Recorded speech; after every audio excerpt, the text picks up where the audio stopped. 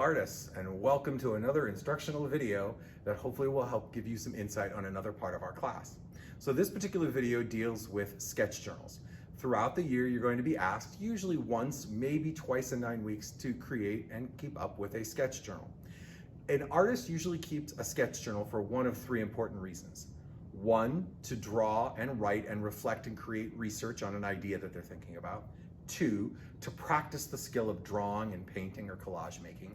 And three, a place to take risks that is honest and somewhat secretive so that you can feel comfortable taking risks as an artist because you don't really have to worry that it's eventually going to end up on display. We're going to focus most on the third one, the idea of risk-taking as an artist. We want you to become comfortable and confident with lots of new techniques this year, not just drawing and painting, but lots of different ways of thinking. And we want you to have a safe place that you can feel confident to take risks with minimal judgment.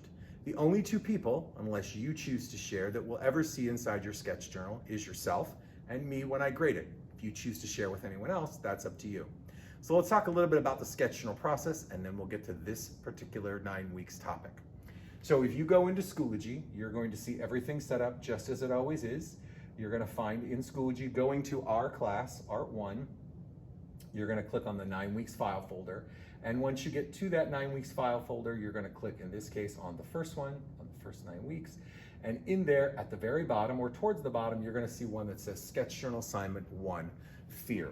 So this assignment is all based on the idea of being afraid, and specifically about being afraid when you're a little kid.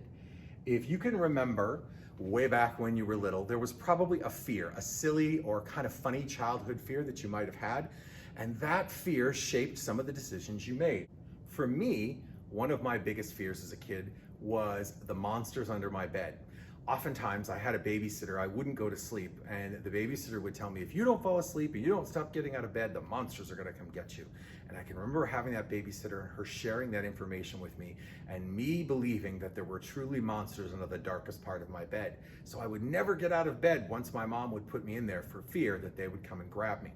So I'm gonna use that fear, the idea of being afraid of monsters under my bed, to create my assignment. Every one of you needs to think about that and use that as your inspiration for this assignment. So in a sketch journal, every sketch journal we do, there are going to be usually 6 things that I'm going to ask you to put in there. I'm going to ask you to have some research and reflection. What that means is we're always going to start out by doing some writing on our blank 2 pages of our sketch journal. I'm going to give you 3 to 5 minutes in class, and I'm going to ask you to write down a memory or an idea based on this topic that we deal with. In this case, I'm going to ask you to write about a childhood fear. Just like I shared with you, I could be writing some of that down. I could be writing it in different directions. I could be writing it so it's silly. I could be writing it in a circle. I don't have to write in a straight line. You are artists after all, and you should be writing in lots of different directions. So think about how you want to do your research and reflection. Experimentation, that's risk-taking. I want you to come up with risks, artistic risks that are safe, but are something that you haven't normally tried. I'm going to present you with 3 risk-taking opportunities this time to try and experiment, and you're going to choose one. The third one is illustration, drawing or painting. In this case, I'm going to expect you to draw at least one item that you draw from observation, using your eyes, looking at it. My friend, the skull here, could be an example. If there was a fear that you had about a childhood fear and there was something about skulls, you could be looking at this and drawing from observation to make sure that that got into your assignment. Maybe it was something about Halloween, or maybe it was something about monsters. You could find an illustration of a monster and put it into your assignment.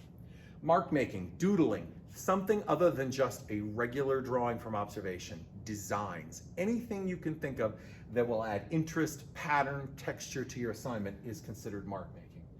Proper photo upload. Once you're finished with your sketch journal, just as we've learned in class, you're going to take a photo of it and you're going to upload it to Schoology to the correct slot for that particular assignment. And last, it says reflection number 2. Once you get into Schoology and you upload it, there are going to be 3 simple questions, and you'll know those when we get to class, that are going to ask you about reflecting on the assignment.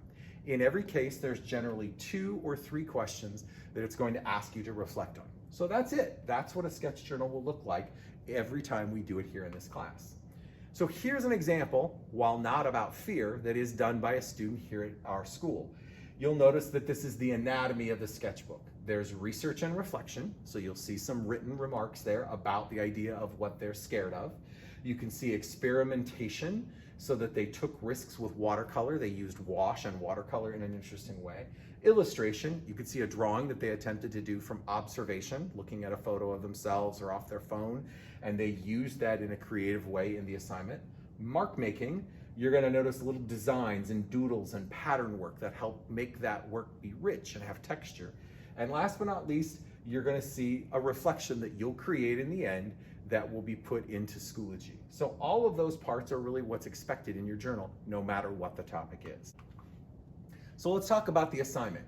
Your job this time is to create 2-page spread, opening your sketchbook onto 2 pages, and creating a scene that explains about your first childhood fear.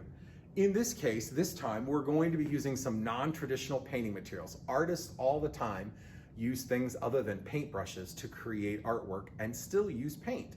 You're going to be using wax paper to create something called a monoprint, where you're going to be asked to apply wax paper down flat, that's about the same size as your 2 pieces of paper.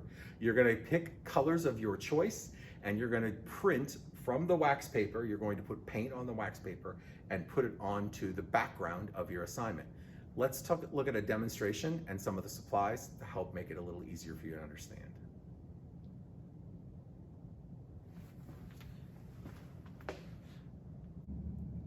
So what you see in front of you is actually my assignment that I created on the whole idea of when I was little, I feared.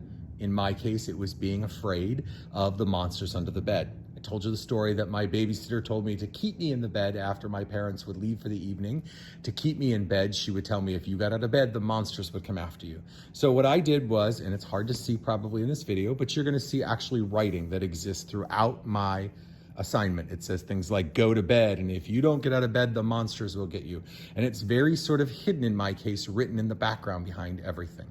My actual drawing of myself under my covers with my monster arms and legs sticking out everywhere is actually on a separate piece of paper. So I wanted to make the background on my sketch journal, and my foreground, my land, or in this case, my flooring, is on the paper itself.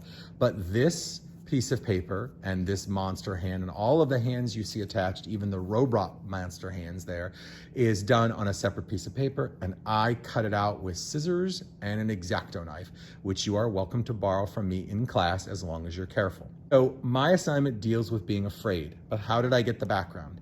So your job this time is to take a risk using non-traditional materials, things that you normally wouldn't use to paint with. So I'm going to give you a piece of wax paper, and it's going to be approximately the same size as 2 pages in your sketch journal. You're going to choose paint colors of your choice, and you can choose up to 3. They should be analogous in color, and we've learned in class already that analogous means something important, so you should know that. And you're going to have options of unique or interesting tools. So I have this weird potato masher, I have palette knives, I have a really big, almost house painting type brush. We call it a chip brush. And I have this paint dauber brush that actually has these funny bristles at the end. So you're gonna choose from one of 3 techniques, either smear, smush, or spread. I'll say it again, smear, smush, or spread to make the background for whatever you choose to do for your fear. So I'm gonna do a spread version so you can see what that looks like, and I'm gonna show you how that creates a monoprint. So on my wax paper base, I'm gonna take a very small amount of paint, and I'm gonna leave the cap off for a second because in just a minute I'm gonna go back to that color. And I'm going to go down the row, and I'm going to add a little bit of paint and a very little bit of paint, tiny little dots of paint along one row. What I'm creating here will eventually be the spread technique. So I'm taking tiny little microscopic daubs of the 3 colors that I've chosen, and I'm eventually going to spread them almost like peanut butter on a bagel or on a piece of toast so that I get a spread effect. So I'm going to take this palette knife, which you can use, and I'm going to do just what you think. I'm going to spread it, and I actually want it to sort of filter out and get kind of weak and weird looking at the end. So if you look there, I now have this really cool spread out background or backdrop. I could add more to it. I could go back in, I could clean my palette knife off and get another layer of spread going on, and it could wiggle it, which is kind of a cool effect. But I want you to take risks and think of unique ways. I could even take what's left over on my palette knife and spread it another time to get another version down in here. And I might do that because I want some to look like it's actually repeated. And I like the fact that it's sort of broken and wrinkled. So this is the spread version. I could use a combination of spread and I could then do smush. Smush is when I then take the wax paper, I do just what you'd think. I smush it up, I open it back up flat, and then I'm going to apply it like a sticker to my sketch journal. I could do a smear, which as you would imagine sounds just what you think it sounds like. I could take a non-traditional brush, or I could take a weird tool and I could spread the paint around. So ultimately I want you to get your inner kindergartner on and come up with a unique background. So let's talk about what makes it a monoprint. Mono means one, print means to make a copy of something. So we're gonna take this original and we're gonna make now a funny copy of it as the background to my sketchbook. So here now, I'm going to take my background sketch journal paper. I'm going to apply this on my sketchbook. And just like if I were trying to print something else, I want to make a print. So you can kind of already tell what it's going to look like before I take the wax paper off. I'm going to do a very good job in making sure that I don't smoosh the paint out beyond the wax paper and beyond the sketch journal, because I don't want to get too much paint everywhere, and I don't want to be wasteful of that paint. And I'm going to drop that down and press as hard as I can. And sometimes, little secret, I'll often take my fingernails and kind of carefully sort of rub into it. I don't press too much because I don't want my fingernails to show up. You might want to, but I don't. And then I'm going to very quickly, I don't want to spend more than about 30 seconds to a minute, I'm going to carefully pull that off. And if you look, I now have a background or a backdrop for my sketch. And again, I could use a separate piece of paper. So this one that I showed you a moment ago is actually the smoosh technique. One other part of the assignment that is important is obviously you're going to draw from observation, you're going to illustrate, you're going to use shading and value wherever possible to make it look as three-dimensional as possible. I chose to use marker and colored pencil and pen in combination of mine. And the last thing about fear that we want is we want some kind of secret compartment, someplace secret to surprise us. So mine, if you can see there, says boo, a little scary trap door. I also have one other example that I did several years ago about my first trip to a haunted house. So if you look at this particular piece, it has a door that I've cut out with an X-Acto knife and a hinge. And inside of there, it looks like what I saw inside the haunted house. And sitting inside that haunted house were shelves and shelves of fake skeletons. If you look here, I have my writing, my reflection about that event going on in the background. And I've used a combination of pencil, ink, Sharpie, and pen. I even used a little bit of coffee and watercolor. Coffee, you heard me right, instant coffee, which you could use to create these sort of scary, eerie brown colors in there. And it also has shading and value on the skull, and I drew that skull from observation, looking at a skull either online or one in person. So you now have all the parts of the assignment you need. You should know that you're expected to do a reflection. We'll do most of that in class, and you'll be expected to do your monoprint with wax paper. And again, you'll have the opportunity to do that in class. I'll supply you with wax paper and the paint. Remember that you use small amounts and you take risks and you come up with a unique storytelling opportunity about the first time that you were scared as a child. Good luck, everyone. I can't wait to see your results.